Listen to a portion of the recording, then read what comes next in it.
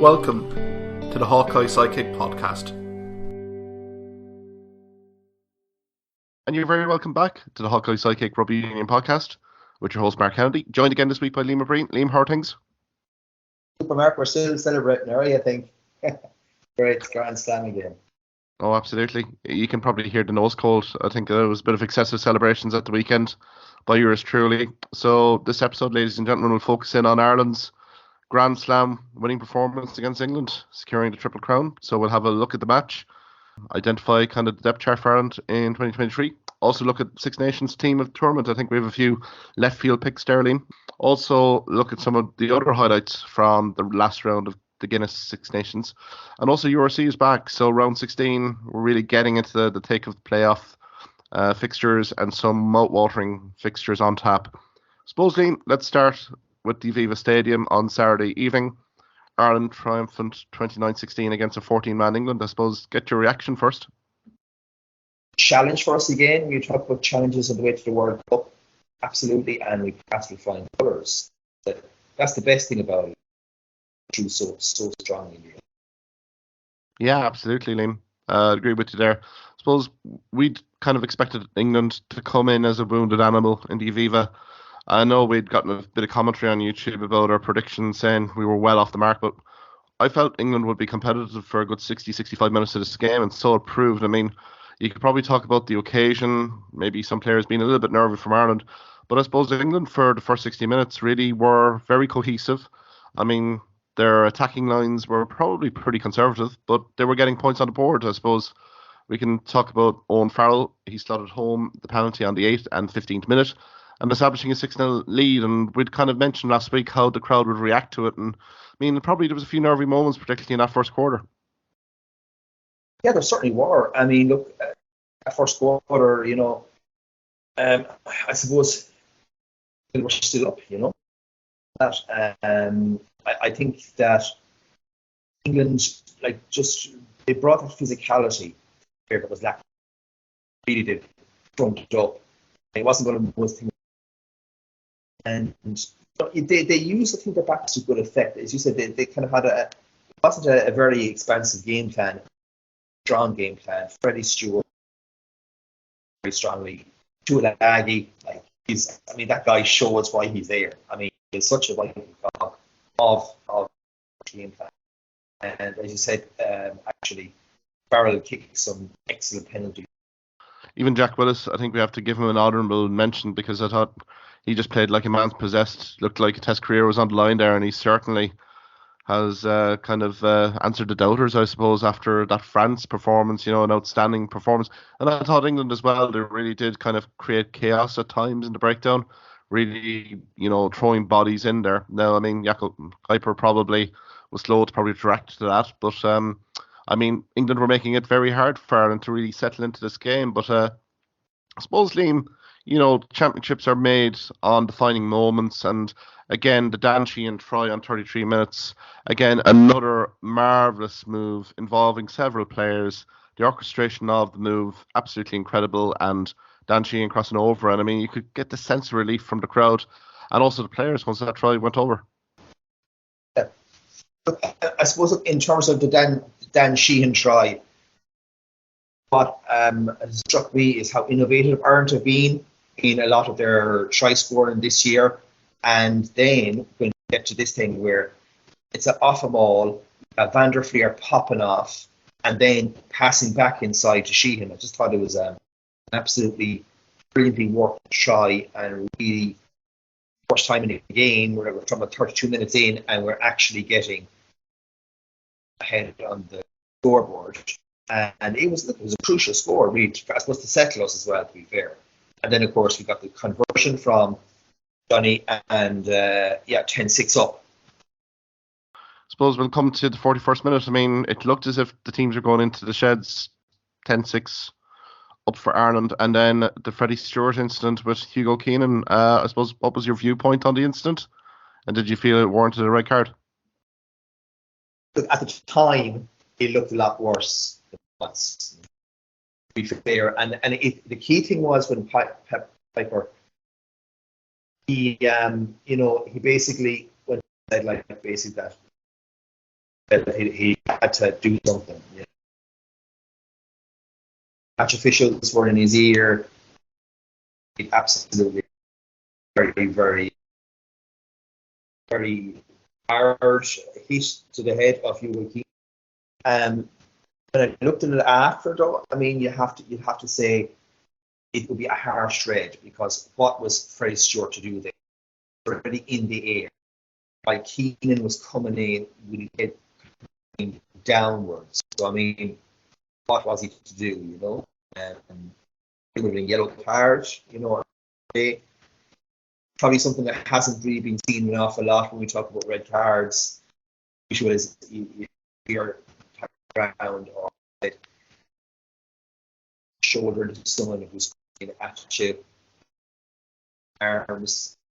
This was different, to be fair. So I personally now would be saying that Freddie Stewart, it was a bit hard done by, and I think the IRFU will probably argue the same case and try and rescind his red card anyway.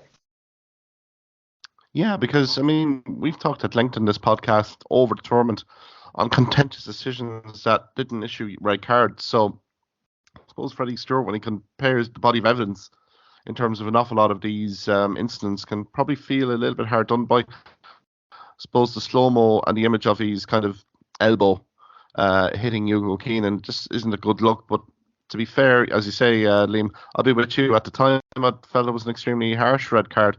But then again, Hugo Keenan did actually have to leave the field due to HIA. So Jimmy O'Brien coming on. So maybe, you know, it's maybe something that World Rugby probably will need to really evaluate in terms of these contentious decisions. The consistency from an officiating perspective really needs to be looked at, because we've had too many flashpoints in this tournament, and really I've heard an awful lot of commentary in terms of Ireland would have gone on to win that game, but again, England being short-handed by a player, I mean, it's a significant game-changing moment here, Liam. Yeah, it is, of course. You know, although to be fair, England even started well in the second half, so for a while there, it didn't seem to affect England hugely. Yeah, I mean, look, as the game went on, especially, you know, last 20 minutes, it's bound to have a huge effect in a game like that, especially since it's already by half time England had I suppose an awful lot of tackling, and Ireland had a huge amount of possession, so it was going to be fatigue was going to set in the second half. Yeah, absolutely, Liam. I mean, the tackle count alone there, you know, within that first 20 minutes of the second half from England was pretty impressive. I mean, Jack Willis kind of finished with a game high of 22 tackles. I thought the crowd again was getting a little bit nervy after Arrows' 51st minute penalty, just to leave a point in the difference. But I suppose Ryan Baird's turnover really did kind of galvanise the team and the crowd here, culminating in a try from Robbie Henshaw on 62 minutes. A great kick from Johnny Sexton, kind of creating the scrum five, and the old Connacht combo of Bundy Akai and Robbie Henshaw combining for Henshaw to go over. I mean, key championship minutes here, and Ireland delivered. Yeah, as you said about Ryan Baird, I mean, that's another crucial turnover, like sort of crucial turnover. Almost as important for us in the championship to win it in all those games as to score those tries, really. Yeah, look, I mean, Aki combining there to put Henshaw over under the post, pretty much. That was a massive. Then you're looking at 1 to 15-9, and with the conversion, it was 8 points. It was the first time that we got, I suppose, a converted try ahead, and we certainly kicked on there in sort of, I suppose, 10-minute period after that. Absolutely. I think, again, the execution of the play here, Gibson Park being very prominent here, changing the focal point of attack. But I think even 12-13 from Ireland, again, realising the mismatch out wide with Sinclair and also George out wide trying to defend the channels. Again, there was only going to be one outcome there with 3/4 of Bundy Akai and Robbie Henshaw. I thought it was a very well worked move. And I thought the Sexton conversion was really kind of a dagger to the England's hearts. Again, 8 points up, a 2-score game. I could see no way back from England, really. And again, you could see confidence really oozing from this Ireland performance. And then Again, some great build-up play for Dan Sheehan to go over on the 68th minute. I mean, what an offload from Jack Conan, but so many players, again, instrumental with the setup of the move. They were, of course, yeah. And that's the impressive thing. Ireland were through the phases, because that's what they have to do. Cohen's offload was just sublime. And then for Sheehan to finish it right, bring the right hand. That really was it then. I mean, England would have had to score 2 or 3 tries really to win the game. Which, to be fair, they did. They came back. Jamie George got over the line there. Yeah, absolutely. I thought it was a very well worked score from Jamie George. Really did show the England front five in their potent best, really, on an attacking maul, and really Ireland had no answers to that. But again, Ireland kind of composure to the fore. Again, it just seemed to me at will whenever they wanted to score now at this stage, and then culminating really in Rob Herring going over. But again, look at the evolution of this Ireland side, even in the last 12 to 18 months. The number of supporting runners for Rob Herring here, either left or right here, was the image for me. Just again, another well-worked score, really identifying the kind of the numbers game out wide. And Rob Herring, a bit like Tom O'Toole and the rest of the bench, really delivered, and great score to secure the bonus point win. I mean, we didn't really need it here, Liam, but I mean, it was nice to kind of finish it on a high with 4 tries on the day. It certainly was, and I think that we pretty much had all the way through. And look, I mean, otherwise it would have been what we predicted. I think we were predicting 7 point. So yeah, that ends. And yeah, look, it was nice to really, I suppose, turn the screw. Really, you need to do that when you have such control there. Final 20 minutes, and when you're playing 14, you need to show that you can finish off.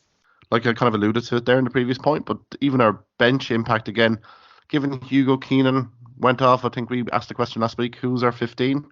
Well, I think we kind of know that in Jimmy O'Brien now. I mean, I didn't think he put a foot wrong during his second half cameo. I mean, Tom O'Toole again, a very productive outing for the Ulster prop.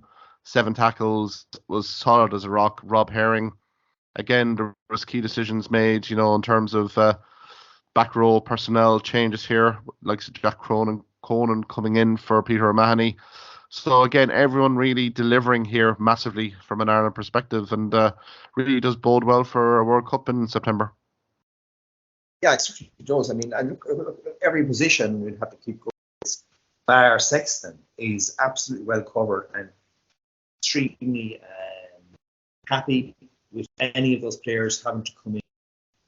Yeah, it's an excellent position to be in, and long may it continue.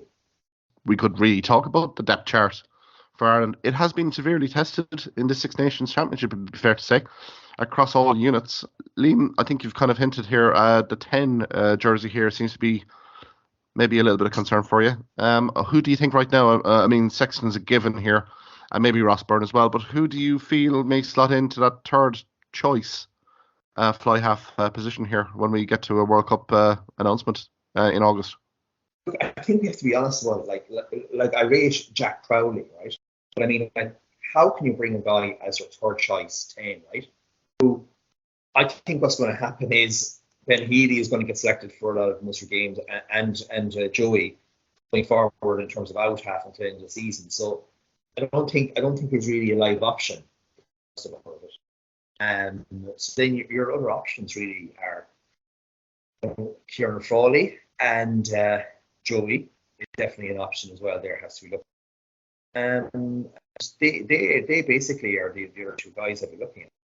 Yeah, I kind of agree with you on that, really. I mean, it's going to be a fascinating end to, I think, the URC season, and also the Challenge Cup and the Champions Cup as well, just to see who from that pack that you've basically identified who actually puts the hand up for selection, because I don't think there's much in it between those 3 players that you've alluded to here. And I mean, you have Harry Byrne as well, but I suppose the key question is here, how are the Leinster guys going to really get game minutes if Johnny Sexton is going to be the key guy to controls for Leinster as they kind of go for URC and Champions Cup glory. So is there any other depth chart areas that you're concerned about, Liam, heading into this World Cup for Ireland? Look, in terms of centre, right? I mean, we are very strong at centre. with probably more at 12. I mean, because look, you have JP, you have Dusky, and he's Robbie Hinshaw, right? So you're really looking at Gary Ringrose kind of as an out and out for him. So yeah, it would be kind of a good idea possibly to look at maybe another option if you can. And so I suppose Osborne is kind of 12, and I'd say he can also probably play 13. The only other player I could probably throw in here is Nathan Doak. I know we're big fans of him in Ulster Rugby, and I feel he has an instrumental role to play in Ulster Rugby, particularly down the stretch, particularly in that last 16 game against Leinster. The URC here, they're in a good position in terms of getting a home field advantage in the playoffs. I mean, a guy who's very versatile in terms of 9 and 10. He could. Now, I mean, the concept of a late bolter here is probably an awful lot of the squad positions are locked. But I think if you're looking for a bolter here, maybe Nathan Doak is probably that can provide maybe the 9 and 10 versatility if he were to impress from a provincial level. But yeah, I suppose loose head for me as well here, Liam, for me. I mean, Andrew Porter again, absolutely heroic. Again, he plays 76 minutes on Saturday. So, I mean, again, Cian Healy comes on for the cameo. But is that maybe management maybe hinting something here in terms of depth chart at loosehead, not being kind of fully bought in here to maybe Healy or Kilcoyne making an impact off the bench? Yeah, and you are right. And I mean, if injury happened to one of those guys, I mean, suddenly you really are scraping the barrel again to try and get someone. Who do you get? Like, who's next? You know what I mean? Is it Josh Wycherley? Is it whoever is playing as the Ulster said prop? Like, you know what I mean? You are, I agree with you there. And also, I suppose that we alluded to before is too about Hugo Keenan, who's out and out obviously as 50. Again, someone needs to actually start 15 in a test game, and I'm a big fan of Jimmy O'Brien. I certainly would have been at him there, and obviously you'd be looking at Hansen there as well. Absolutely. No, Jimmy O'Brien goes on to play, and if he's fit, he's going. I mean, he's shown his versatility now in terms of 15. Again, we know he can play back three, and also Leinster he can play in three quarters as well. So he shows that versatility. So I don't think we need to be worrying about Jimmy O'Brien. I think the fascinating one here would be the likes of a Jacob Stockdale or even a Keith Earls. I think there's going to be one or two maybe senior players who have been looking on the outside may miss the squad here. But again, they have time in the next few weeks to really kind of impress. But again, I think it's a very competitive squad here, Liam. And again, if the team can hold it together in terms of expectations and pressure and continue to play in terms of the manner they have been doing, I mean, the sky's the limit here. I still think there's good scope for improvement here from Ireland, particularly attacking wise and also kind of pack. So, I mean, I don't think we've seen the full tricks here from Ireland yet heading into this World Cup. Yeah, I'm kind of with you there. I let's be honest about it. I mean, we haven't quite hit the heights in, I suppose, look at the final two games that we had. You know, if we be honest about it, compared to the first three, where we were absolutely at a ridiculously good level, right? So we kind of went, I don't know, did we hit the peak and come down a bit for the final two games, but it just shows that we're still won each one comfortably, and we have an awful lot more in us, and that's a good thing coming into the World. On the basis of these 5 fixtures, we've won fixtures in different ways. When you think about the Welsh game, we really kind of took it. We sucked the oxygen out of the Principality Stadium in the first 20 minutes with the pack in our attacking running play. I mean, you can say about France. France was just all out attack from both sides. And then we had the nitty-gritty games, the Italian game as well. You know, we really had to absorb an awful lot of good attacking pressure from Italy. Scotland as well, throw different looks as well, and we really used our pack. So the fundamental, I think, area that will probably please Andy Farrell, Simon Easterby, and the rest of the management, my cat, would be, look, they've won games very convincingly here, Liam.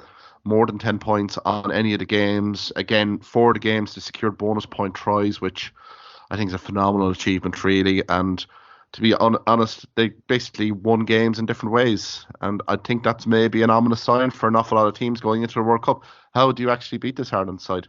Because if you go physical, they can go physical. If you go all out attack, they have the ball skills and attacking game plans and running lines to really kind of expose you. So I think an awful lot of head coaches here, particularly in the pool where Ireland are in, are really going to be scratching their heads here and really looking to desperately look for game plans here to really compete with Ireland come the World Cup. Yeah, and I'd add to it also they have an inspirational coach in Andy Farrell. I mean, I think they'd run through a brick wall for him. You know, he's such a likable guy as well, and he's a winner. You know, that always helps. But the fact is, look, they're backboned in key positions by truly great players, and that's what you need if you want to win a World Cup. And let's be honest, France have that, Ireland have that, South Africa have that. They are the three teams to look at, really, realistically. So that's also something that you either have or you don't, really. Yeah, I'd agree with you now, because I think for the likes of the Englands, Welsh and the Italians for that matter, the time is pretty much really closed in now. I mean, all they have is 3 to 4 pre-season World Cup games to get some sort of structure going. So, I mean, like Ireland coming into that World Cup in a fantastic spot, and same with France as well. I suppose, Liam, you mentioned Andy Farrell here as well.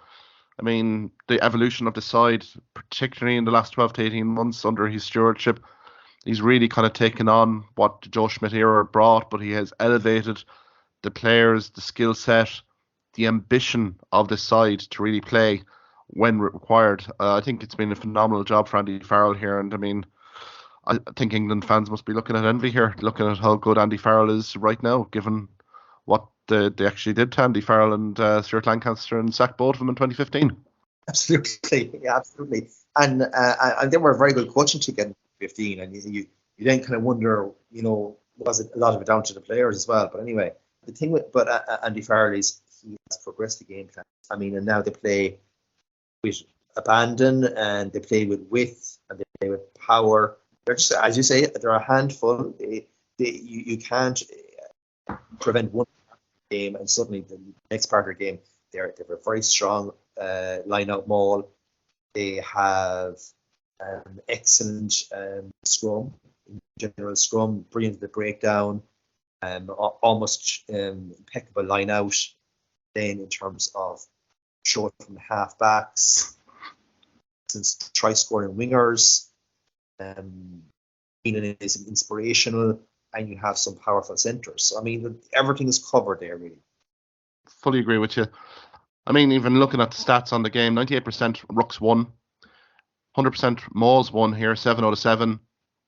Again, line-out has been so consistently good for Ireland in the Six Nations Championship. Again, 12 out of 14 against a very vaunted England set piece.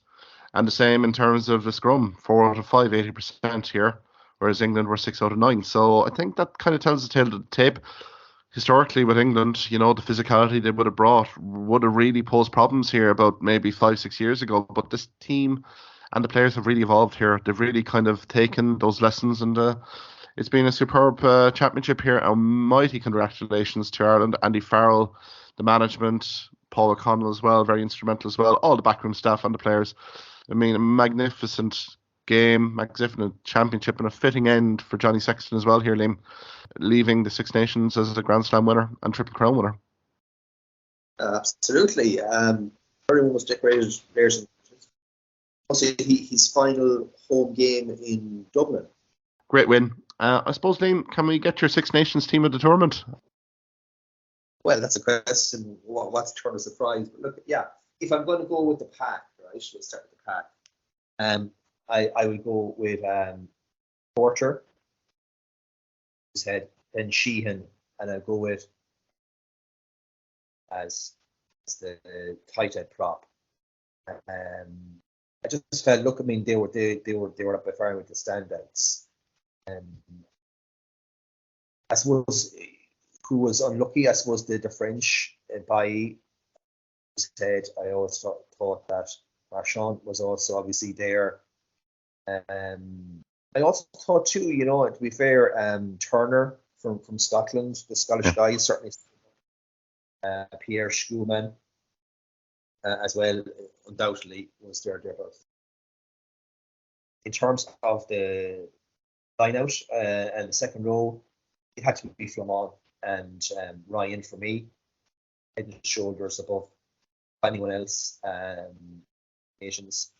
And then I go with a back row of Bush, Van der Fleer, and Doris. And yeah, I mean, you could have picked the likes of, I suppose, Peter Mahoney was the obvious one there, and then Olivia and Aldrich, and even, I must say, Lorenzo Canoni of Italy as well, and which Ritchie, Scotland. So that would be my pack. And then I'm going to go at 15. I'm going to go with a favorite of mine at this stage is Thomas Ramos. Who was brilliant attacking sense, but also just like I was just in awe of his goal kicking. This guy is the best goal kicker in the world. He can kick from any angle, from any distance. And look, he really, to be fair, he really was a vital cog in France's backline play, link play.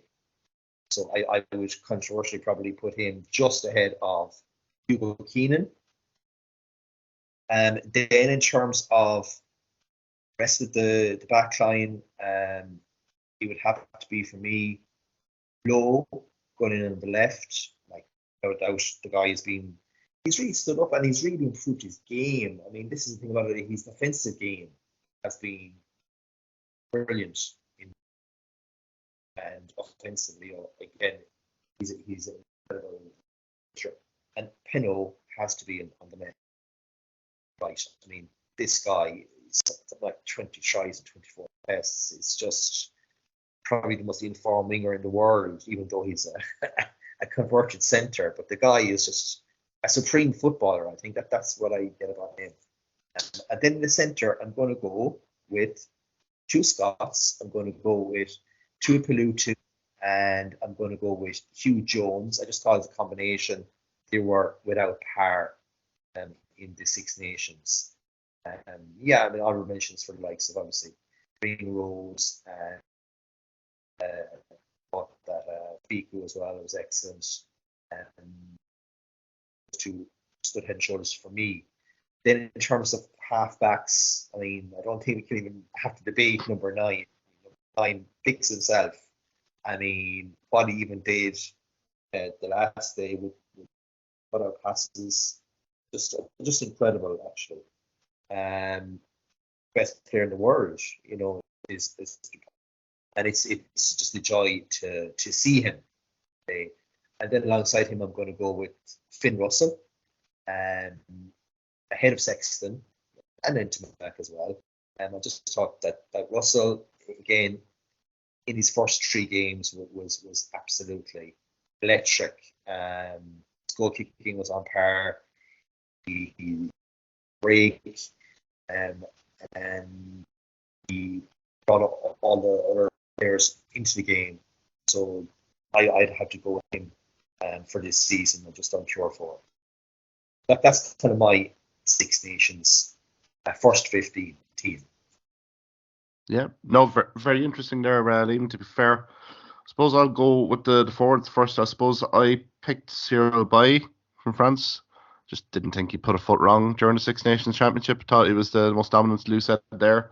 Dan Sheehan for me as hooker, but I would give an honourable mention maybe to George Turner as well from Scotland, and Marchand from France. 3, I can't look anywhere than Finlay Bealham. I think his cameos, particularly at the start of the tournament, really set a foundation here for Ireland, particularly on set piece. Thought he was outstanding in terms of tight head, in a position that Ireland and management, probably fans, had concerns going in, but Finlay Bealham has taken his opportunity and has been immense. So Finlay Bealham for me at tight head. I suppose, again, I think Flamand and James Ryan, but I suppose an honourable mention to Federico Russo from Italy. Was very much a primary line-out winner for Italy, and I thought it was very impressive as well. The back row, I suppose, Van der Fleer, Caelan Doris, 7 and 8. I'm kind of torn a little bit in terms of 6. Again, Francois Cruz for me from France. Again, his impact in the last two games was immense. Again, Sebastian Negri, but Peter Mahoney for me on the marquee moments. Again, when leadership was required, I mean, Peter Mahoney just basically takes an awful lot of boxes.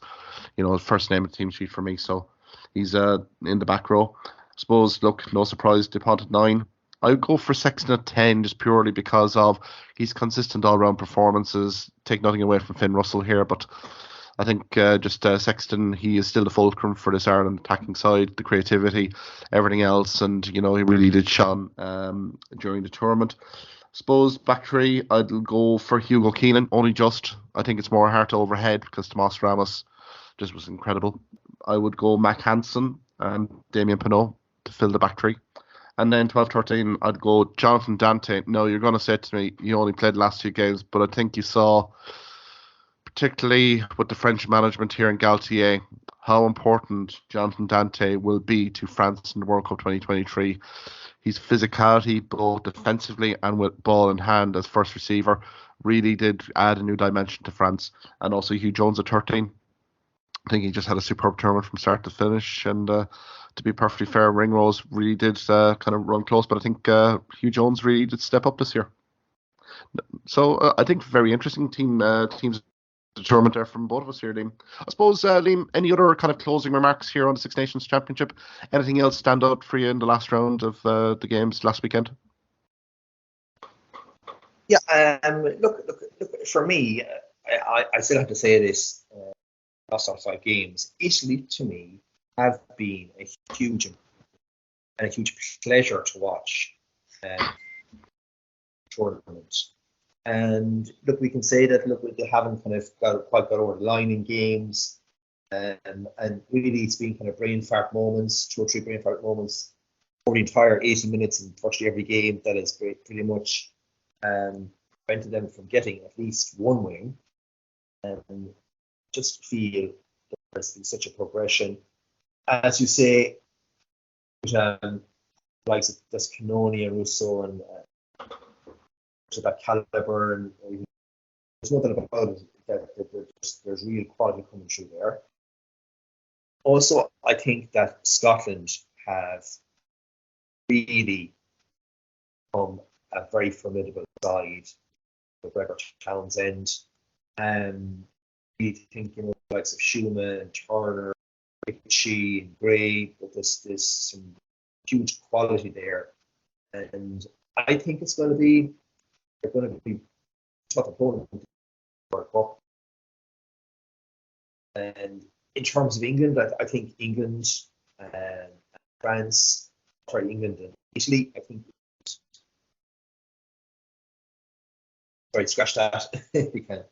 And in terms of England and Wales, I think sides are trouble in terms of their groups.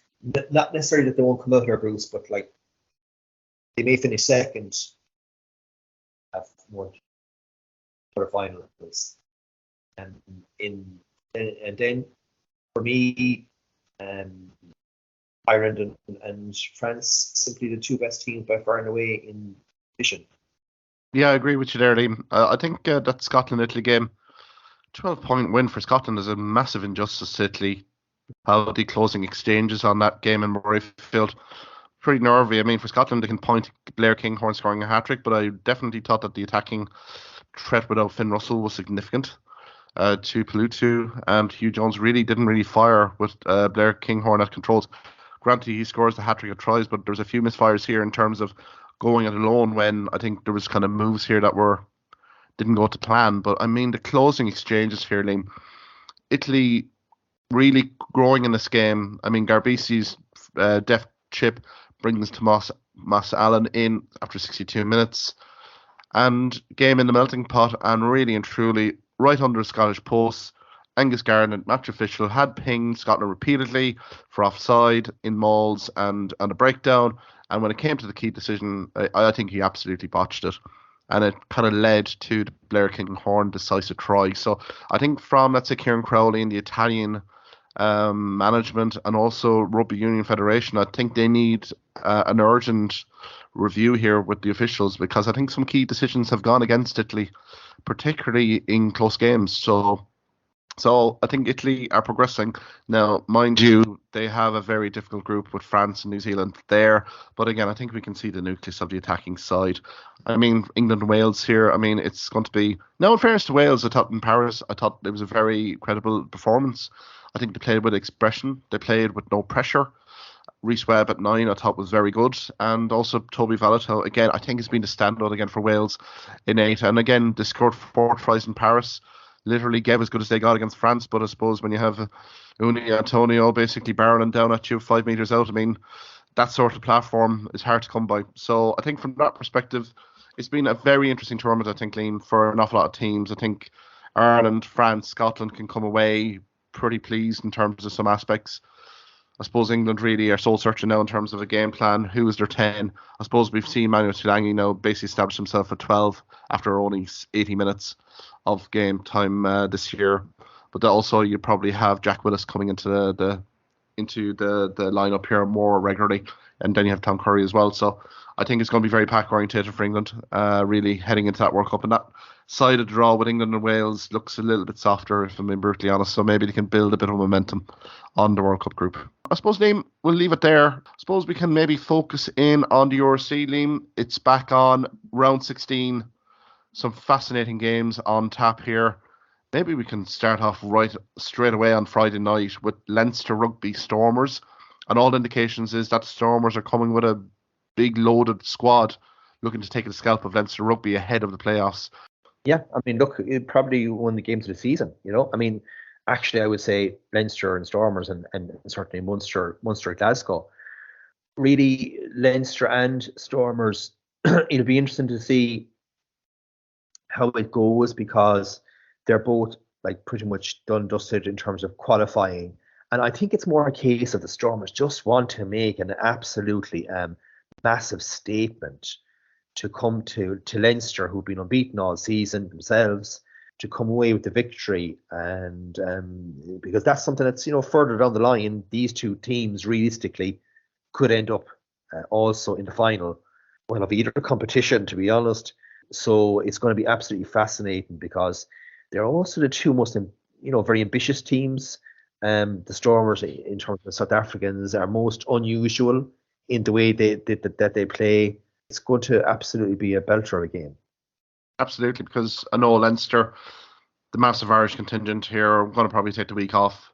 But again, this is an amazing opportunity for fringe players and players trying to get into that 23-man squad for that Champions Cup last 16 game against Ulster Rugby. So, I mean, it doesn't come much harder than a full-strength Stormers outfit here, who can beat you, you know, particularly out wide, but also they have a formidable pack here that can really set a platform. So, I mean, the comments from the Leinster coaching staff is that they're eagerly looking forward to this. I think if you hit the nail on the head here, Liam, I think it's a statement, a psychological statement to be made here. These are the top two sides in the league. And, I mean, if the Stormers were to come to the RDS and secure a win here, I mean, that could be massive come the playoffs here. Given, you know, the run of fixtures here for Leinster, I mean, they do have the South African trip. They've already secured kind of their top two berth here. But again, losing to Stormers at home may kind of raise maybe some concerns here if the two sides were to face each other, particularly in a URC kind of playoff final. Yeah, because I mean, last season it was only that you know, Bulls semi-final that put something into Leinster's heads, and this could certainly turn the screw again. I think Sexton is actually out for this game, which again puts it into a different perspective. And, you know, to be fair, you have Leinster, huge amount of players coming back off the Six Nations. Stormers, nice and rested in a general sense. Yeah, I still think Leinster will probably win by 3 or 4 points, but that's about the height of it. I think it'll be a very open game, 4 or 5 tries each even. Yeah, it really has the potential of game of the regular season, really, about it, doesn't it, Liam? With the top two. Yeah, I'd probably go with you, slight edge Leinster. I mean, they have a formidable record in the RDS. But as the Bulls really showed last season in the playoffs, I mean, if you can get at Leinster, particularly from a front five perspective, anything is possible. And I mean, the Stormers are looking to make a statement, given that they have their full squad coming up to Dublin this weekend, so it'll be an interesting one. I'm eagerly looking forward to it. I suppose Zebri, Cardiff Rugby here. Zebri 0 for 15 heading into this. Do you give them any chance against Cardiff Rugby? I think their long losing run, unfortunately, is going to continue, and Cardiff will come away with a pretty comfortable victory. Yeah, I mean, again, though, it's at that stage now where if you were Italian rugby, you'd have to question Zebri. You know what I mean? Like, how can you go an entire season without a win? You know what I mean? And how can you justify, I suppose, funding them? That's really a dilemma at this stage. But yeah, I think Cardiff, I go by 15 points, quite comfortable to win. And I think the break has been key for Cardiff Rugby. They've really struggled in terms of squad depth since the start of the year. Another 2 to 3 weeks off here since the last fixture, getting more bodies back. So I think for Dai Young, I think this is an ideal fixture to kind of build a bit of momentum here, because they're just out of the playoffs. But if they can string a few results together to do with Connacht Rugby coming as well on their schedule. So, I mean, a few wins here could propel them into the top 8. So, yeah, for me, Cardiff Rugby, I think by 20 points here. And it's true for you, I think, for the Italian Rugby Union. Really didn't need to focus in on Zebri. What is the role of Zebri? I mean, it's been used before as developmental in terms of players kind of getting their performance elevated and then moving on to Benetton. But I think, as you say here, Liam, it's a sorry tale of 15 losses during the season. That will suck the life out of any ball club. So I think the Italian Rugby Federation really need to now see where the finances can take Zebri and maybe hit a few marquee signings here to get them a little bit more competitive, and that would boost probably the home Indigenous squad that they do have. I suppose, Liam, on Saturday we have Ospreys Dragons in the Welsh Region Derby in Swansea. Again, there'll be plenty of local bragging rights here. Who do you fancy in this one? Yeah, again, two, I suppose, look, evenly matched teams, really, you'd have to say. In terms of the Ospreys, they have some serious quality. They've shown it already this season in qualifying out there in Europe. And I think at home, I think Ospreys definitely have enough to beat the Dragons. I think again, it'll be a good open game. I think the likes of Tipperich, Alwyn Jones, these guys still have an awful lot to prove. I'm going to go with the Ospreys kind of finishing the season on a high. I'm going to go with maybe plus 18 points for the Ospreys. Yeah, I'd agree with you here. I think the Ospreys here is really a key point in their season. I'm just thinking even on the horizon here, a last 16 game away to Saracens in the Alliance. So really they need a form guide coming in here. And again, they had a disastrous away trip to Munster during the Six Nations window.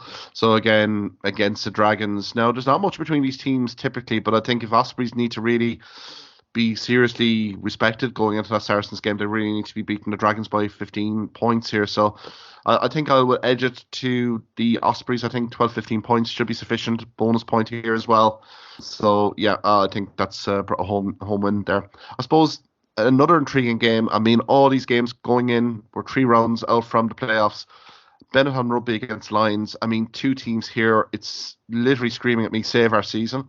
Given the predicament of Benetton, they started the season so well, but given the Six Nations window, they've kind of dropped back to the chasing playoff pack against a Lions team who had a much morale boosting win against Glasgow Warriors last time out. Who do you fancy here, Liam?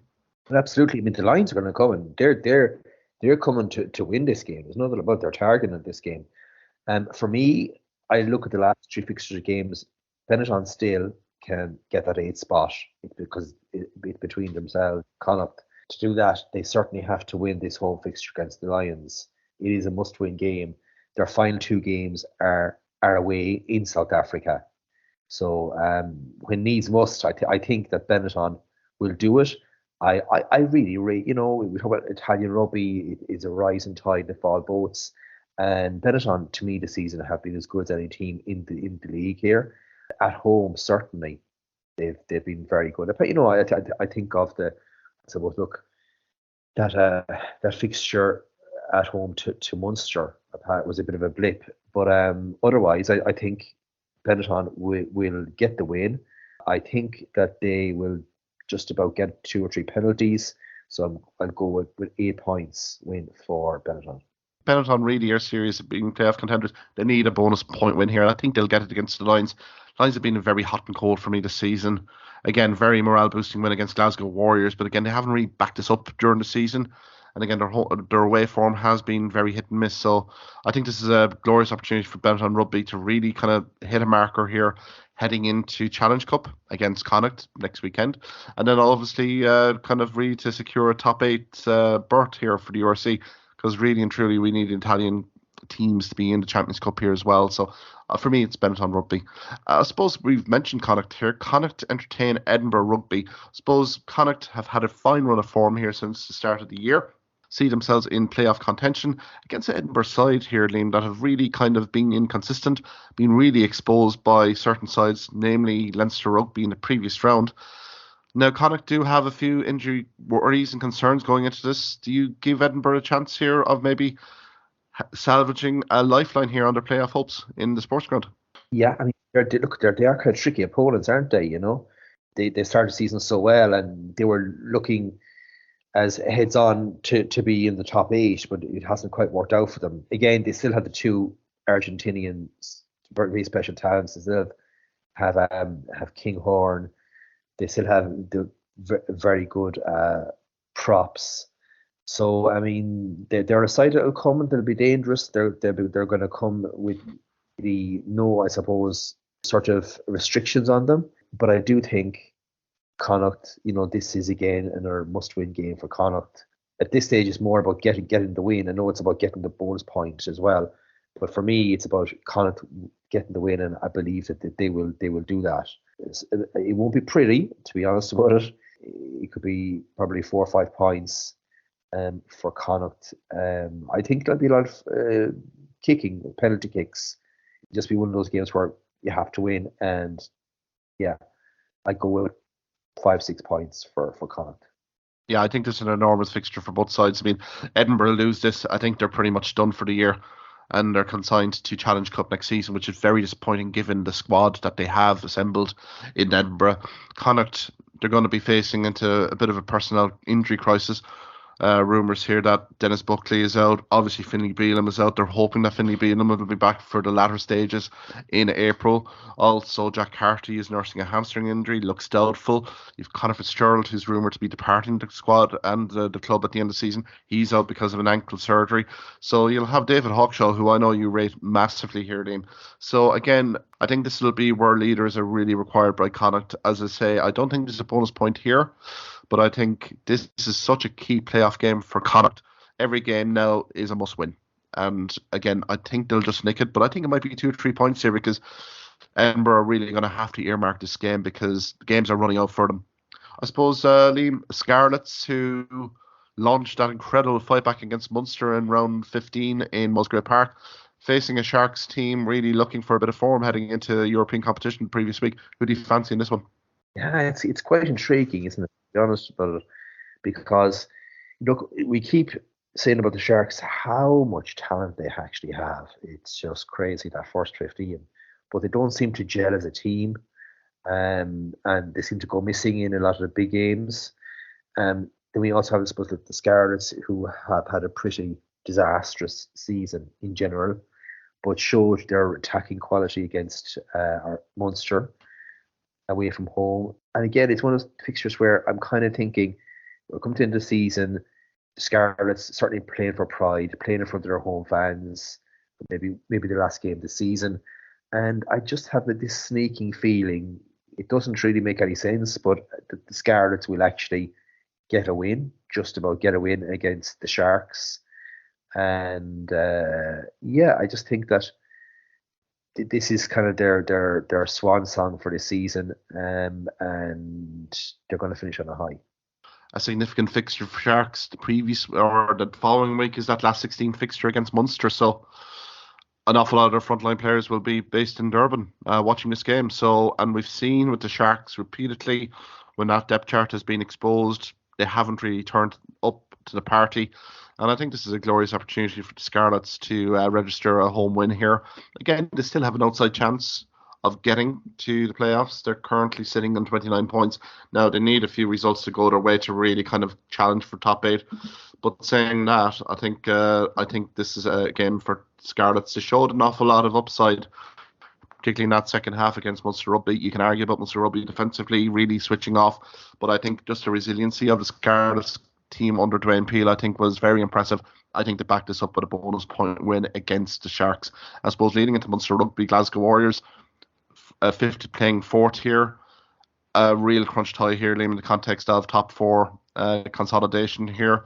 Who do you fancy here in Thomond Park on Saturday? Firstly, I think it's going to be pretty much as close to a sellout as possible, or it should be anyway, because of basically what's on the line here. Because what's on the line is Munster to get a top 4 or top 5 position, right? If we win, that's a crucial is, or else we finish 7th or 8th. That's pretty much by losing here. That's how absolutely massive it is, in terms of getting a good draw for the knockout stages. Yeah, I mean, look, Glasgow have been up or down. Munster have been, since that disastrous opening period of the season, the form team in the URC. End of. They have been. I suppose you could also argue Stormers, but Munster certainly have been outstanding. I also think that there's an intriguing subplot, because I think Ben Healy could be about to break some Scottish hearts in this game as well, because I think he's going to have a huge impact. I think, we have, I suppose, players who have been away in the Six Nations, but we probably haven't had a huge amount of players in the Irish first 15, and maybe in a way that will actually, for this game and some remaining fixtures, will be a bit of an advantage for us as well. The fresher players that we're obviously going to have. I think it won't be. It'll be a hard fought in the trenches sort of game. Again, at this stage, I don't think it's about looking for bonus point wins. It's just about getting wins, and I would very much fancy Munster. 5-6 points will get there. Yeah, I think it's intriguingly poised, Liam. Given Peter O'Mahony, Conor Murray are on a down week this week after playing all the 5 games for Ireland in the Six Nations. Good news, I suppose, is Craig Casey, Gavin Coombs, Jack Crowley, Dave Kilcoyne, Roman Salanoa, and Ben Healy. They all returned back to training. Also, great news that Tom Hearn shoulder and Mike Haley ankle returned to full training this week. And coupled with Edwin Adogbo coming back in, recovering from an ankle, I think that's huge. Now, again, Glasgow coming in here, their form line has been very impressive since the start of the year, even taking into account their 2 wins against Edinburgh in the Scottish Derbies. They've won 8 of the last 9 games here in all competitions. So they're going to come in here with good confidence. There's no love lost between these two either, Liam. I recall Rory Scannell hitting a monster penalty to win a home fixture here with Glasgow a few years ago. I could see something similar here. I don't think there's going to be an inch of ground basically conceded by each. I think this will be a very abrasive game. I'll give a slight edge to Munster. Again, they're playing front foot rugby here. Very impressive. Now, the second half performance against Scarlets probably will focus minds of Dennis Leamy. So I will be expecting a far improved defensive display from Munster for the full 80 minutes. And I think with the internationals coming back in, I think that might be the boost required, because a few of the guys really have a point to prove going into that Sharks game in Durban the following week. So I'll go for Munster. I don't think there's any bonus point here. I think maybe 3 to 4 points here. Really a very competitive game, and probably one of the standouts along with Leinster and Stormers. And I suppose the last game here, again, another standout game. Ulster playing the Bulls. I mean, Ulster Rugby really have recovered from their blip, having to basically create a bit of a form line heading into that last 16 Champions Cup against Leinster, against a Bulls team who, for me, Liam, look a little bit vulnerable in terms of the playoff race. There could be a team here that could be potentially caught and spat out in the top 8. Do you give the Bulls any chance to beat Ulster in the Kingspan?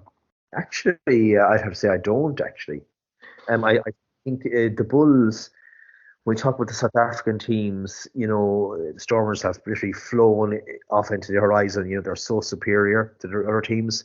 This season, second season syndrome, in the league, the Bulls again started kind of well, but their form has been very, very patchy indeed.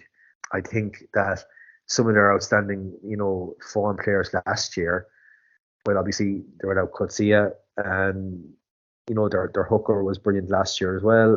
But those guys haven't quite hit the heights this year. And as I said, Ulster have really, to give them huge credit, they have resurrected their season. And it looked quite bad there after the beginning of the new year. And I think Ulster will actually have a comprehensive victory. When I say a bonus point victory for Ulster over the Bulls, absolutely. Yeah, I'm kind of going with you there because the Bulls' home or away form has been patchy to say the least. Now they've had good cameos at times, but again, I think Ulster Rugby need to build this form line. They need a good performance heading into that Aviva Stadium last 16 Champions Cup fixture against Leinster Rugby. You imagine likes of Robert Ballacone, Jacob Stockdale, Mike Lowry, even from a centre combination perspective here, James Hume, Stuart McCluskey. There's guys there. We talked about Nathan Duck at the start of this podcast. I mean, there's guys here that are going to have to put up their hand here and really kind of elevate their performances here going into the end of the season to be given recognition by Andy Farrell. So I can see only one result here. I think it's Ulster Rugby, bonus point win, 15-20 points. I suppose for the Bulls, the consolation is that they're at home. Stand for round 17 and 18. They have a home game against Sebri, so I think that we should be calling that as probably a home win. But they do significantly have Leinster Rugby. And Leinster's squad profile here might be interesting to say the least, particularly in the Transvaal for the last round. So they may be hinging on that result here. But I think for this week, I think all the aces are with Ulster. Suppose, Dean, before we leave here, again, international test match news. Scotty Robertson being appointed as New Zealand head coach in 2024. Your reaction? I'm quite surprised, not at his appointment, but at the manner of the appointment. 6 months out from the World Cup. It's almost unprecedented to say that, this is our next coach. It's not like our coach next month or in 2 months' time. This is the guy you're going to have after the World Cup, and to have him in a press conference, I think to me it smacks of the fact that New Zealand Rugby were really put over a barrel in terms of Scotty Robertson. He had said previously that his Crusaders contract was coming to an end, that he was available, and that he wanted to try international rugby next. So, I mean, that would put out the feelers, and I'd say he definitely would have had offers on the table from other international sides, including those in the Six Nations. New Zealand Rugby felt that they had to act now rather than even 3 or 4 months' time. Look, he is the standout candidate for New Zealand Rugby. He is innovative. He is certainly a guy who can probably bring them to a higher level than Ian Foster actually can. Yeah, I wish him the best of luck. I think he's going to be a character, if nothing else, at the international stage as well. It's a very progressive appointment for New Zealand. Maybe some people could argue maybe it's a few years before time. Again, given his track record with Crusaders here, I mean, even as a player, he's very expansive in terms of his skill set, but again, his head coaching career with Crusaders has been nothing short of sensational. So many Super Rugby titles. He's just literally an awesome head coach. Just the way he's developed and nurtured teams season in, season out. I think you'll see very much an evolution of the New Zealand game plan. I think from an Ian Foster perspective, there must have been succession planning here when the review process kicked off at the start of this year, particularly after the November Test match series. Otherwise, I think you're probably onto something here, Dane, that maybe Scotty Robertson was being headhunted by certain rugby union boards here. Maybe Australia, maybe Scotland to a certain extent with Gregor Townsend. Maybe you never know with a World Cup cycle. Again, that sort of element here. Who's to say with England, if England were to underperform a little bit in the World Cup, is Steve Borwick's job in peril after Eddie Jones being unceremoniously dumped. So I think there's a few kind of roles here that were probably feelers were basically sent out to Scotty Robertson. I think the New Zealand board, really, it was probably in the pipeline, but I think to mitigate the announcement now really does kind of settle the certainty in terms of who's the head coach. Now, again, what will be interesting here will be the background personnel, because with the Ian Foster personnel shift here at the start of the year, will an awful lot of that backroom staff go? Probably, if Scotty Robertson had anything to do with it, probably. So I think that's going to be an intriguing watch for 2024, and just to see how New Zealand really evolved their game plan, particularly with ball in hand as well. So no, it's a good appointment, and as you say, he'll be a breath of fresh air from a test match head coach perspective. I think his breakdancing and stuff like that has been seen to good effect with the Crusaders. So yeah, no, it's another step up though from club rugby to test match rugby. So it'll be interesting just to see how things go. I would add this. I mean, the All Blacks coach traditionally comes in, and they're two in the world. I think he could come in and the All Blacks will be fourth or fifth in the world, So that's also another challenge that another All Blacks coach will not have faced before. Oh, absolutely. But again, that can be classic motivation for the players, a new incumbent coming in here, really looking to hit the ground running. Their ethos, their vision. The players are either going to buy into it or not. If they're not, then they're being dispatched out. There's plenty of player talent pool here within New Zealand. So I think you're going to see probably an awful lot of new exciting talent coming in 2024 from New Zealand. But yeah, I think it's an interesting watch here, Liam, certainly. I suppose, Liam, we'll leave it there. Lengthy one tonight, but we had plenty to get through, particularly on the Aviva Stadium last weekend, the glorious Six Nations win, Grand Slam and Triple Crown for Ireland. So I suppose next week we'll review the URC round 16, and also we'll have a look at the Champions Cup and Challenge Cup games, which are on tap on the following week. So until then, Liam, have a great weekend, and sure, we'll chat next week. Thank you for listening to this podcast episode. If you liked what you heard in this podcast, why not subscribe to the Hawkeye Sidekick podcast on either Amazon, Spotify, YouTube or Twitter platforms. You can also follow me at Hawkeye Sidekick on Facebook and Twitter for the latest sporting opinions, articles and reports.